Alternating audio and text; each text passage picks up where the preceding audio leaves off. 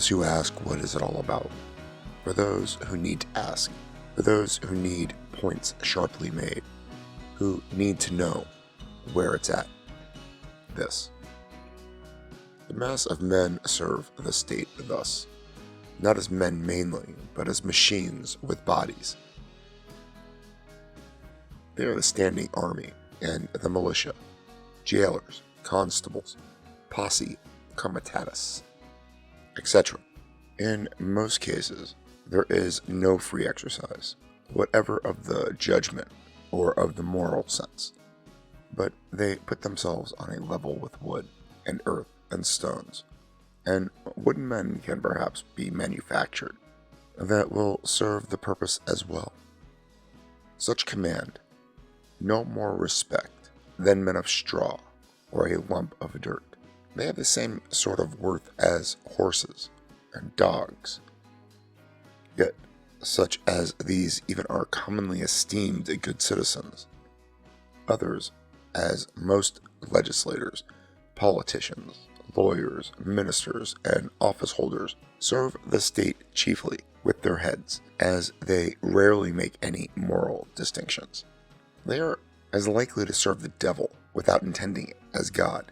A very few as heroes, patriots, martyrs, reformers in the great sense, and men serve the state with their consciences also, and so necessarily resist it for the most part, and they are commonly treated as enemies by it. That is the heart of it. Now begin in the middle, and later learn the beginning. The end will take care of itself.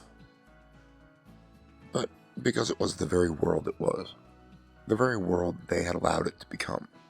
For months, his activities did not come to the alarmed attention of the ones who kept the machine functioning smoothly. The ones who poured the very best butter over the camps and mainsprings of the culture.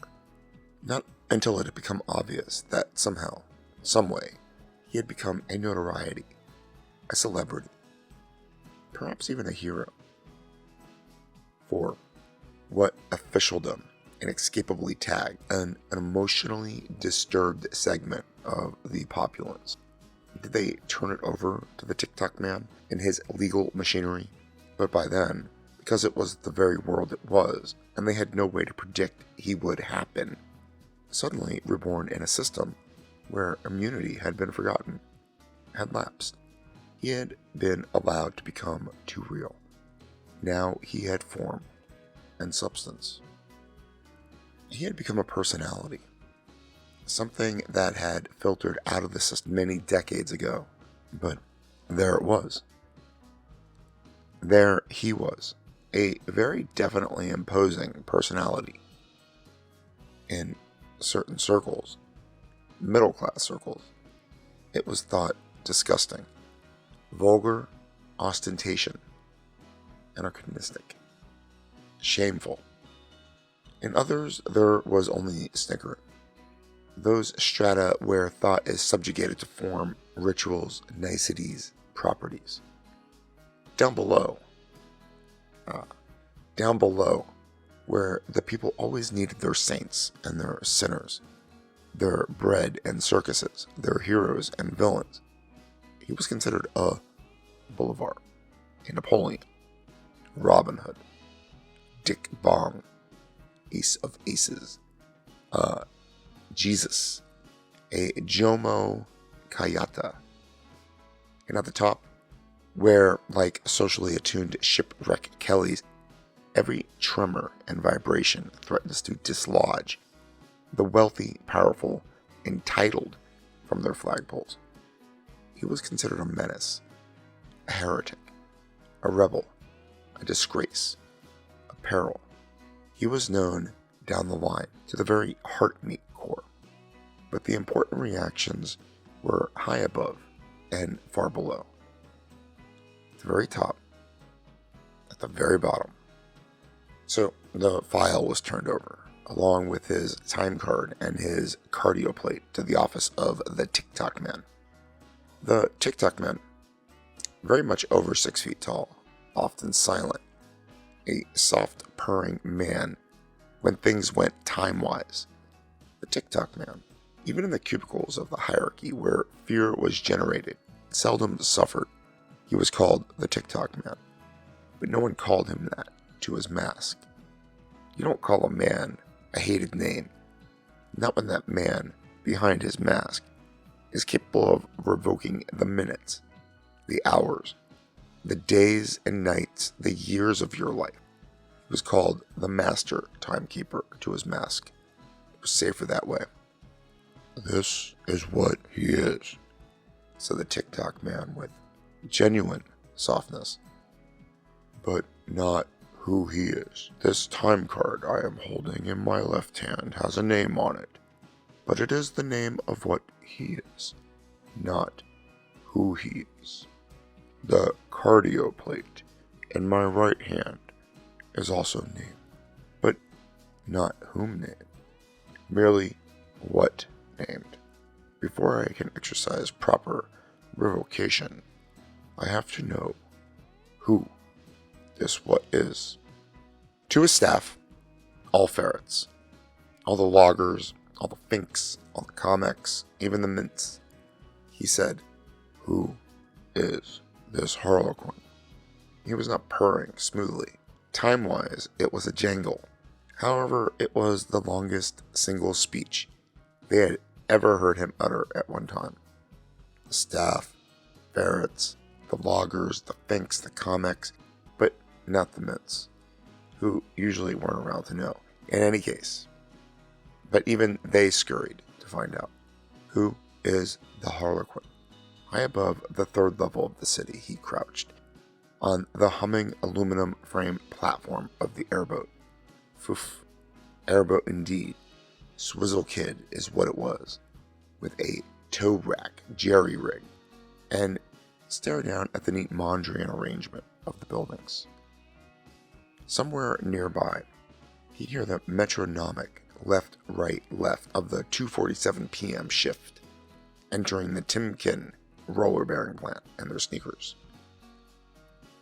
A minute later, precisely, he heard the softer right, left, right of the 5 a.m. formation going home. An elfish grin spread across his tanned features, and his dimples appeared for a moment. Then, scratching at his thatch of auburn hair, he shrugged within his motley, as though girding himself for what came next, and threw the joystick forward, and bent into the wind as the airboat dropped. He skimmed over a sidewalk, purposely dropping a few feet to crease the tassels of the ladies of fashion, and inserting thumbs in large ears, he stuck out his tongue, rolled his eyes, and went wugga wugga wugga. It was a minor diversion. One pedestrian skittered and tumbled, sending parcels every which way. Another wet herself. A third keeled slantwise, and the walk was stopped automatically by the servitors till she could be resuscitated. It was a minor diversion. When he swirled away on a vagrant breeze and was gone, hoi ho. As he rounded the cornice of the time motion study building, he saw the shift, just boarding the sidewalk. With practiced motion and an absolute conversation of movement, they sidestepped on to the slow strip, and, in a chorus of line reminiscent of a Busby Berkeley film of the antediluvian 1930s, advanced across the strip's ostrich walking, till they were lined up on the express strip. Once more, in anticipation, the elfin grin spread, and there was a tooth missing back there on the left side.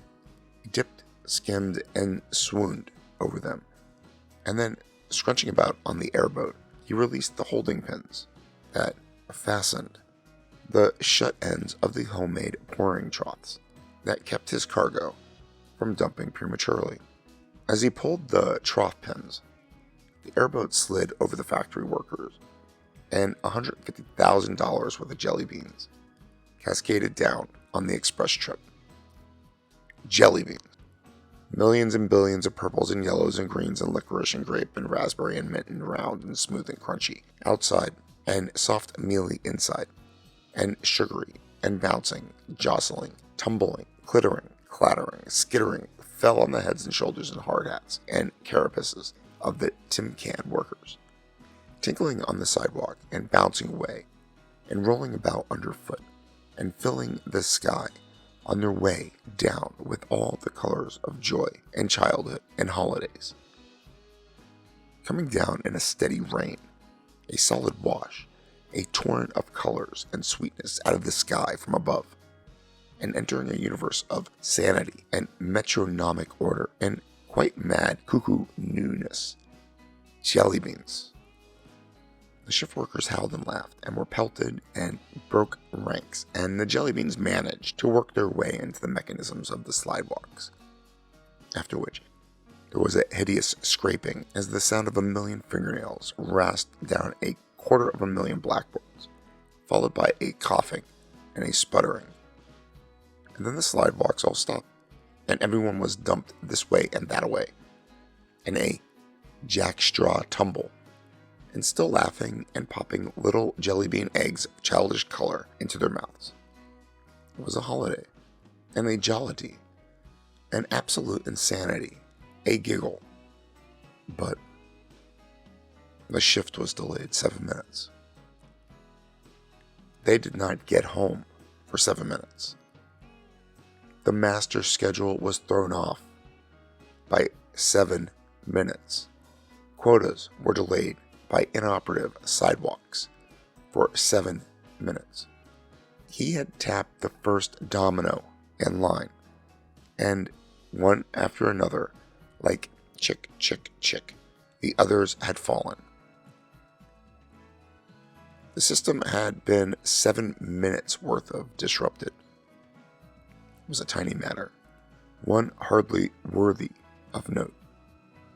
But in a society where the single driving force was order and unity and promptness and clock-like precision and attention to the clock, reverence of the gods of the passage of time, it was a disaster of major importance.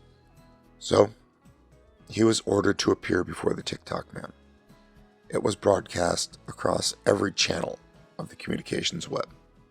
He was ordered to be there at 7 o'clock. Damn it, on time. And they waited, and they waited, and he didn't show up until 10:30, at which time he merely sang a little song about moonlight in a place no one had ever heard of called Vermont, and vanished again. But they had all been waiting since 7, and it wrecked hell with their schedules. So the question remained, who is Harlequin? But the unasked question, more important of the two, was how did we get into this position where a laughing, irresponsible japer of Jabberwocky and jive could disrupt our entire economic and cultural life with $150,000 worth of jelly beans? Jelly, for God's sake, beans. This is madness.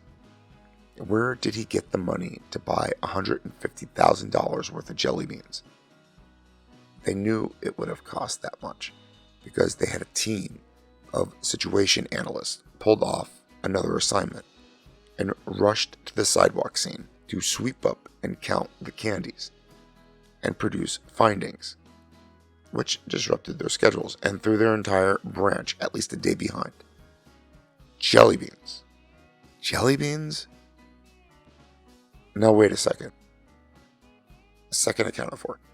No one has manufactured jelly beans for over 100 years. Where did he get the jelly beans? It's another good question. More than likely, it will never be answered to your complete satisfaction, but then how many questions ever are? The middle, you know. Here is the beginning. How it starts. A desk pad. Day for day and turn each day.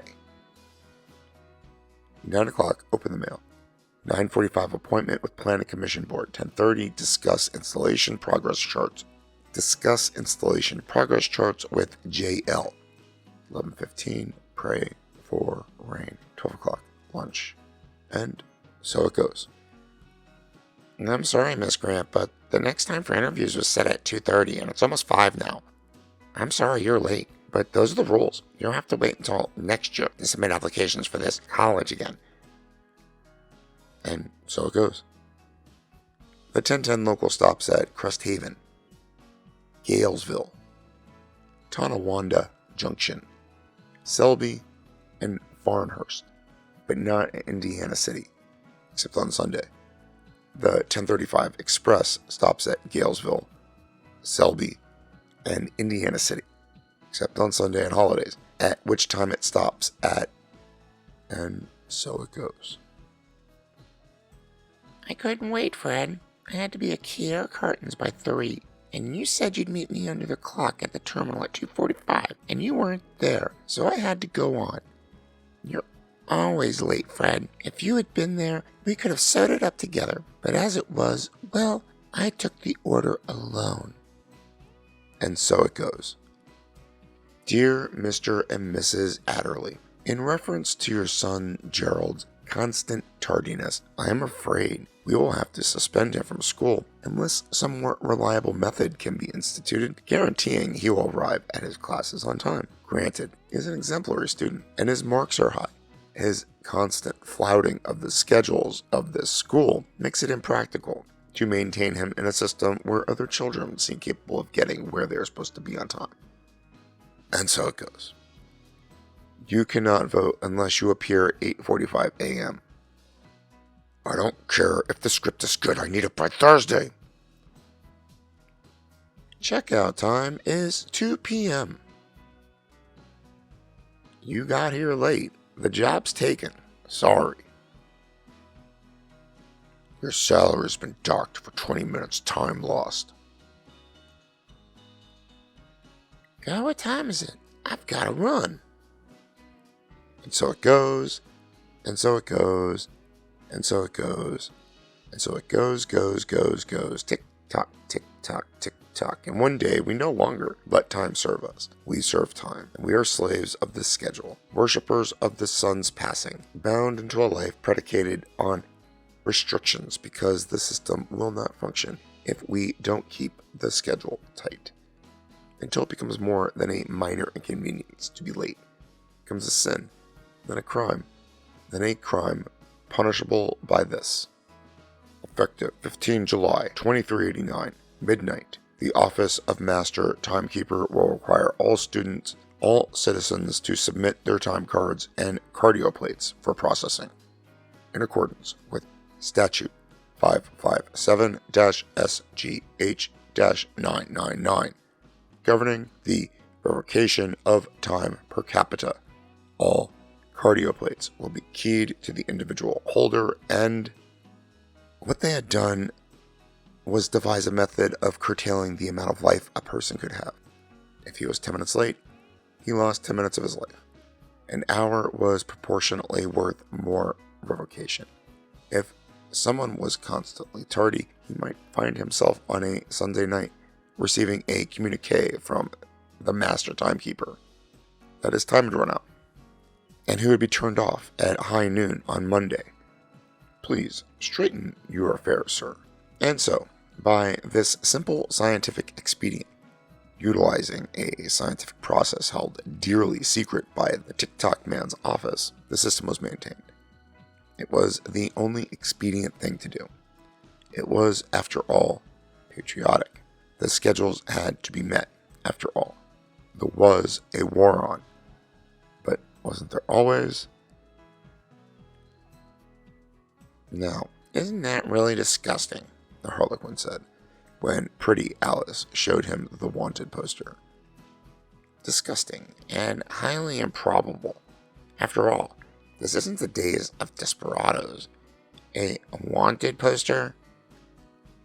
You know, Alice noted, you speak with a great deal of inflection. I'm sorry, said the Harlequin humbly. No need to be sorry. You're always saying I'm sorry. You have such a massive guilt, Everett. It's really very sad. I'm sorry, he repeated, then pursed his lips so the dimples appeared momentarily. He hadn't wanted to say that at all. I have to go out again. I have to do something. Alice slammed her coffee bowl down on the counter. For God's sakes, Everett, can't you stay home one night? Must you always be out in that ghastly clown suit, running around annoying people? He stopped and clapped the jester hat onto his auburn thatch with a tiny tingling of bells. He rose, rinsed out his coffee bulb at the tap, and put it in the dryer for a moment. I have to go. She didn't answer. The fax box was purring, and she pulled a sheet out, read it, threw it towards him on the counter. It's about you, of course. You're ridiculous. He read it quickly. It said the Ticktockman was trying to locate him. He didn't care. He was going to be late again. At the door, dredging for an exit line, he hurled back petulantly. Well, you speak with inflection too. Alice rolled her pretty eyes heavenward. You're ridiculous. The Harlequin stalked out, slamming the door, which sighed shut softly and locked itself. There was a gentle knock, and Alice got up with an exhalation of exasperated breath and opened the door. He stood there. I'll be back about 10:30, okay? She pulled a rueful face. Why do you tell me that? Why? You know you'll be late. You know it. And you're always late. So why do you always tell me these dumb things? She closed the door. On the other side, Harlequin nodded to himself. She's right. She's always right. I'll be late. I'm always late. Why do I tell her these dumb things? He shrugged again and went off to be late once more.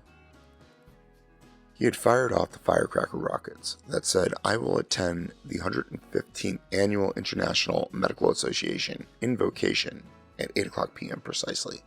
I do hope that you'll be able to join me. The words had burned in the sky, and of course the authorities were there, lying in wait for him. They assumed naturally that he would be late. He arrived 20 minutes early. While they were setting up the spider webs to trap and hold him, and blowing a large bullhorn, he frightened and unnerved them, so that his own moistured encircled webs sucked closed, and they were hauled up, kicking and shrieking, high above the amphitheater's floor. And Harlequin laughed and apologized profusely. The physicians, gathered in solemn conclave, roared with laughter and accepted Harlequin's apologies with exaggerated bowing and posturing, and a merry time was had by all, who thought that the Harlequin was a regular foofara in fancy pants. All that is but the authorities, who had been sent out by the office of the Ticktockman, who hung there like so much dark-side cargo, hauled above the floor of the amphitheater in a most unseemly fashion. In another part of the city where the Harlequin carried on his activities, totally unrelated in every way to what concerns here, save that it illustrates the Ticktockman's power and import, a man named Marshall Delahanty received his turn-off notice from the Ticktockman's office. His wife received the notification from the gray-suited Minnie who delivered it, with the traditional look of sorrow plastered hideously across his face. She knew what it was, even without unsealing it. It was a billet doux of immediate recognition to everyone these days. She gasped and held it as though it were a glass slide tinged with botulism, and prayed it was not for her. Let it be for Marsh, she thought brutally. Realistically, one of the kids, but not for me. Please, dear God, not for me. Then she opened it, and it was from Marsh. And she was at one and the same time horrified and relieved. The next trooper in the line had caught the bullet. Marshall! She screamed. Marshall, termination! Marshall, oh my God! What do we do? What do we do, Marshall? Oh my God, Marshall! And in their home that night was the sound of tearing paper and fear, and the stink of madness went up the flue. There was nothing, absolutely nothing they could do about it. But Marshall Delahanty tried to run, and early the next day, when turn-off time came, he was deep in the forest 200 miles away, and the offices of the Ticktockman blanked his cardio plate, and Marshall Delahanty keeled over, running, and his heart stopped, and the blood dried up on his way to his brain, and he was dead. That's all. One light went out on his sector map in the office of the master timekeeper, while notification was entered for tax reproduction, and Georgette Delahanty's name was entered on the dole roll till she could remarry, which is the end of the footnote, and all the point that need be made. Except, don't laugh, because that is what would happen to the Harlequin if the Ticktockman found out his real name. It wasn't funny. The shopping level of the city was thronged with the Thursday colors of the buyers. Women in canary lover chatons, and men in pseudo-Tyrolean outfits that were jade and leather and fit very tightly, save for the balloon pants. When the Harlequin appeared on the still being constructed shell of the new efficiency shopping center, his bullhorn to his elfishly laughing lips, everyone pointed and stared. He berated them. Why let them order you about? Why let them tell you to hurry and scurry like ants and maggots? Take your time, saunter a while, enjoy the sunshine, enjoy the breeze, let life carry you at your own pace. Don't be slaves of time. It's a hell of a way to die, slowly by degrees. Down with the Ticktockman. Who's the nut? Most of the shoppers wanted to know. Who's the nut? Oh wow, I'm gonna be late. I gotta run. And the construction gang on the shopping center received an urgent order from the office of the master timekeeper that the dangerous criminal known as the Harlequin was atop their spire, and their aid was urgently needed in apprehending him. The work crew said no. They would lose time on their construction schedule, but the Ticktockman managed to pull the proper threads of governmental webbing, and they were told to cease work and catch that nitwit up there on the spire with the bullhorn. So a dozen more burly workers began climbing into their construction platforms, releasing the A grav plates, and rising toward the Harlequin. After the debacle, in which, through the Harlequin's attention to personal safety, no one was seriously hurt, the workers tried to reassemble and assault him again, but it was too late. He had vanished. It had attracted quite a crowd, however, and the shopping cycle was thrown off by hours, simply hours. The purchasing needs of the system were therefore falling behind, and so measures were taken to accelerate the cycle for the rest of the day. But it got bogged down and speeded up, and they sold too many float valves and not nearly enough regulars, which meant that the Popley ratio was off, which made it necessary to rush cases and cases of spoiling smashos to stores that usually needed a case every 3 or 4 hours. The shipments were bollocks. The transshipments were misrouted, and in the end, even the Swizzle Kids Industries felt it. Don't come back until you have him, the Ticktockman said very quietly, very sincerely, extremely dangerous. They used dogs. They used probe. They used cardio plate cross-offs. They used teepers. They used bribery. They used stickites. They used intimidation. They used torment. They used torture. They used finks. They used cops. They used search and seizure. They used follow-on. They used betterment incentive. They used fingerprints. They used Bertillon. They used cunning. They used guile. They used treachery. They used Ral Mitgong, but he didn't help much. They used applied physics. They used techniques of criminology. And what the hell? They caught him. After all, his name was Everett C. Marm. And he wasn't much to begin with, except a man who had no sense of time. Repent, Harlequin, said the Ticktockman. Get stuffed, the Harlequin replied, sneering. You have been late a total of 63 years, 5 months, 3 weeks, 2 days, 12 hours, 41 minutes, 59 seconds. 0.036111 microseconds. You've used up everything you can and more. I'm going to turn you off. Scare someone else. I'd rather be dead than live in a dumb world with a boogeyman like you. It's my job. You're full of it. You're a tyrant. You have no right to order people around and kill them if they show up late. You can't adjust. You can't fit in. Unstrap me, and I'll fit my fist into your mouth. You're a nonconformist. That didn't used to be a felony. It is now. Live in the world around you. I hate it. It's a terrible world. Not everyone thinks so. Most people enjoy order. I don't. And most people I know don't. That's not true. How do you think we caught you? I'm not interested. A girl named Pretty Alice told us where you were. That's a lie. It's true. You unnerve her. She wants to belong. She wants to conform. I'm going to turn you off. Then do it. And stop arguing with me. I'm not going to turn you off. You're an idiot.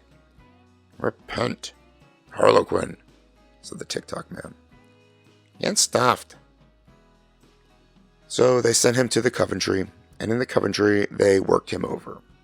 It was just like what they did to Winston Smith in 1984, which was a book none of them knew about. But the techniques were really quite ancient, and so they did it to Everett C. Marm. And one day, quite a long time later, the Harlequin appeared on the communications web, appearing elfish, and dimpled, and bright-eyed, and not at all brainwashed. And he said he had been wrong, that it was a very good thing indeed to belong, and be right on time. Hip ho, and away we go. Everyone stared up at him on the public address screens that covered an entire city block, and they said to themselves, well, you see, he was just a nut after all. And if that's the way the system is run, then let's do it that way. Because it doesn't pay to fight City Hall, or in this case, the Ticktockman. So, Everett C. Marm was destroyed, which was a loss because of what Thoreau said earlier. But you can't make an omelet without breaking a few eggs. And in every revolution, a few die who shouldn't. But they have to, because that's the way it happens. And if you make only a little change, then it seems to be worthwhile. Or to make a point lucidly. Excuse me, sir. I don't know how to tell you this, but you were 3 minutes late. The schedule's a bit off. He grinned sheepishly. That's ridiculous, murmured the Ticktockman behind his mask. Check your watch. And then he went into his office, going, mree, mree, mree.